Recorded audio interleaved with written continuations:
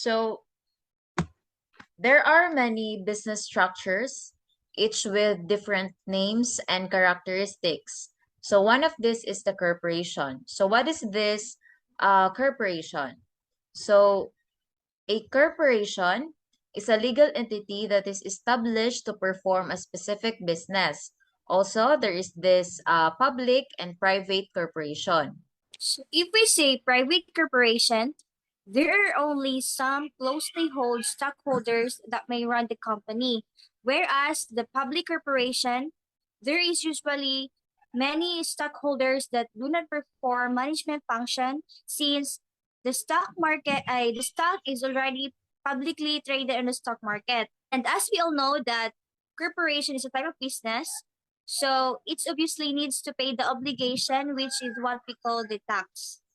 So when we say tax, it is a mandatory contribution levied on individuals or corporations by a government entity with their local, regional, or national. So moreover, it is crucial because governments uses the money collected to finance project in our country. So according to Tax Reform Act of 1997, Republic Act number 8424, which amended the National Internal Revenue Code, is the law that governs the national taxation in the Philippines and gives the Bureau of Internal Revenue the power and duty to assess and collect national internal revenue taxes in the country. That's why business, especially big businesses, needs to register for legal operation, and so with having such obligation to pay taxes for the betterment of our country. In connection to that, corporations in the Philippines have continuous VAT obligation as VAT filings are due on both a monthly and quarterly basis during the financial year. However, VAT registered taxpayers are only required to file quarterly VAT returns according to BIR form number 2250Q within 25 days from the close of each taxable quarter. Since BIR Form 2250M is not already applicable starting January 1, 2023, but only BIR Form 2250Q or quarterly returns, this is based on the Revenue Memorandum Circular Number 5, 2023, in line with Section 37 of Republic Act Number 10963 or the Train Law amending certain provision of Section 114A of the Tax Code of 1997 as amended. And as implemented under Section 41141A of Revenue Regulations Number 13, 2018, which provided that beginning January 1, 2023, the filing and payment required under this subsection shall be done within 25 days following the due of each taxable quarter. So that is why we will present to you the uh, the BIR form 2250Q and how it will be filled up in terms of corporation business. So we have here the income statement of Innovative Products Incorporation, and this is in the quarter ending December 31, 2012. So basically, this is in its fourth quarter starting from October to December. So before going into the computation of tax, let's know first the part 1 of the form. So, muna siya ang BIR form number 2550Q. So, calendar year kay nag-start January 1 to December 31. Then, ang year ended, for the year ended, may siya ang December 20, 2012. Then, sa quarter is fourth quarter since mo ni siya ang sa VAT registered taxpayer only required to file quarterly. Then, ang sa return period kay from October 20, 2012 to December 20, 2012 since kay quarterly man siya.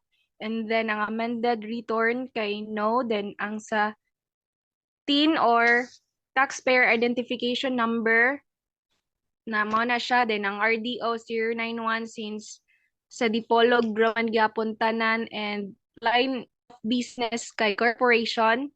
Then, sa ang taxpayer name kay since corporation man siya, so ang gigamit is ang ngalan sa corporation which is Innovative Products Incorporation. Then ang registered address kay sa Goding Ada sa Dapitan City, then telephone number and ang zip code 7101. So for let's proceed to the computation of its tax. So let's refer here to the income statement of innovative products. Sa iyahang sales, ang sales nato dire is record na to siya sa valuable sales or receipts, private, um that that one nga na ay 15A. So as you can see, our sales here is 50 million. So muna tong ibutang diri sa tuang 15A. And then beside it is the 15B. It is the output tax due of that 50 million. So 'di ba, as we all know nga, if a gross sales or gross receipts exceeds to the threshold of 3 million, so naa siya kanang 12% 12% VAT. So 50 million times 12%, so it will be 6 million. So 6 million ibutang nato siya sa output tax due niya sa 50 million. So this information, the 16 to 18, it's not applicable since it's not wala siya giingon diri sa information pod sa innovative product. So let's proceed to the total sales receipts and output tax due. So same ra gihapon siya kay wala naman tay information sa 16 to 18. So ato na siyang directly ibutang ang 50 million and also ang iyang output tax due, which is 6 million. Now, for the cost of goods sold, asa man nato na siya ibutang. So we will put that as if domestic purchases of goods other than capital goods. So kibali domestic kay as if or assuming diri rin ni within our country lang ta. So it costs 25 million. So 25 million, and beside it is its output tax due, which is the 3 million. So we got that 3 million from 25 million rather, multiplied to the 12% VAT, which is the 3 million. And next, for the selling expenses. So, by the way, nga no selling expenses naman ato ang kanang i-include ani siya. Unlike administrative expenses, depreciation, amortization. So, ang selling expenses, it is kanang an operation nga kanang bitong apil bitaw siya ay murag apil siya para maka-gain og profit. Unlike administrative expenses, it's just within the company. So, kibali pagbayad sa salary, pagbayad sa kanang sa mga basta within the company. And then ang depreciation amortization, it is a non-cash. So, kaning administrative and depreciation and amortization, dili siya included na. So, what we will include here is the selling expenses. So, selling expenses, we will locate that to as if domestic regapon siya. So, within the country lang nato siya gihimo. So, which is 9 million. So, beside it, it is output tax due, which is the 12% of 9 million, and that is equal to 1,020,000. So, after that, we will now compute the total available input tax. So, ang nakabutang diri is sum of item 20F, 21B. So, diri nga part is duha lang man ang naa nato, which is the 21E and then the 21I. So, mura na atong i-add. So, i-add na to na siya, 3 million plus the 1,020,000.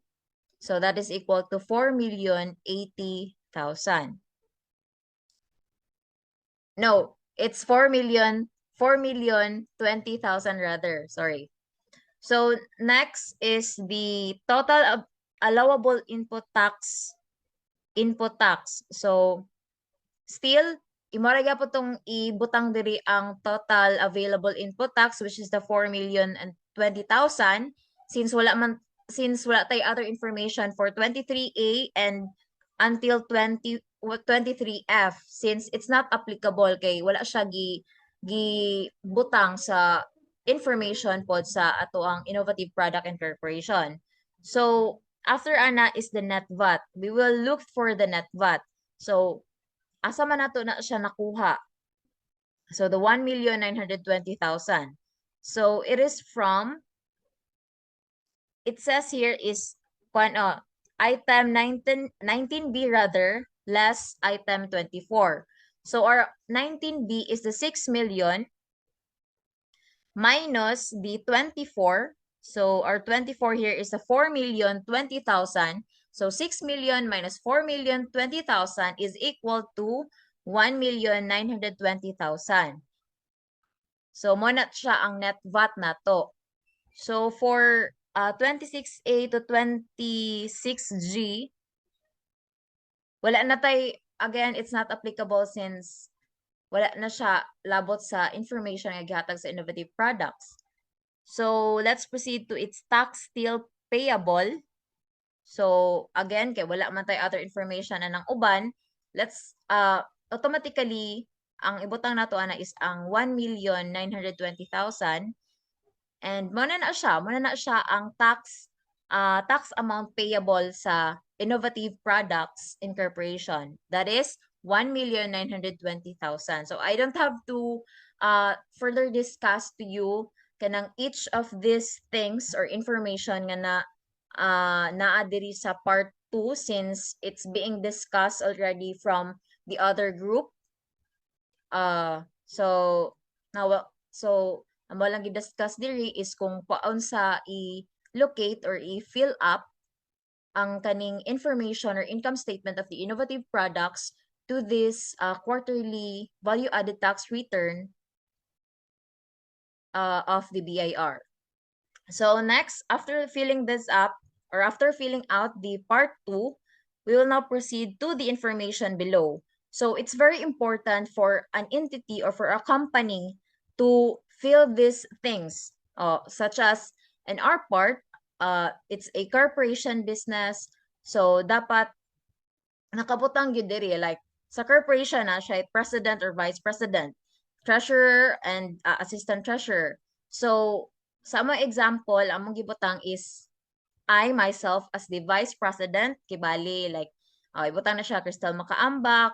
So ibutang with the kuan kinang signature pod nako. And also my teen ID. So samo si Rachel as treasurer. So it's very important to fill this out para ma-specify sa sa BIR nga ikaw may taxpayer. So it's part of locating, it's part of identifying the taxpayer. So para at least ma-recognize, 'di ba? So that's it. Then for the part 3, it will be discussed by my co-member. Since we only have 2 schedules based on a part 2 of the form, we will just fill out Schedule 1 and 2, which in Schedule 1 is sales or receipts and output tax, and Schedule 2 is purchases or importation of capital. And the rest of the schedule we will just leave blank since it is not applicable. As we can see, the Schedule 1, the sales are 50 million times 12%. Our output VAT for the quarter is 6 million. Same process of Schedule 2, we need to input 23 million, which is the purchases, and 9 million the domestic purchases of services. 12%. So our output VAT for the quarter is 3 million and 1 million consecutively. Thank you. So I guess that ends our report. Thank you, and I hope you have something nga na learn from our report. So that's all. Thank you.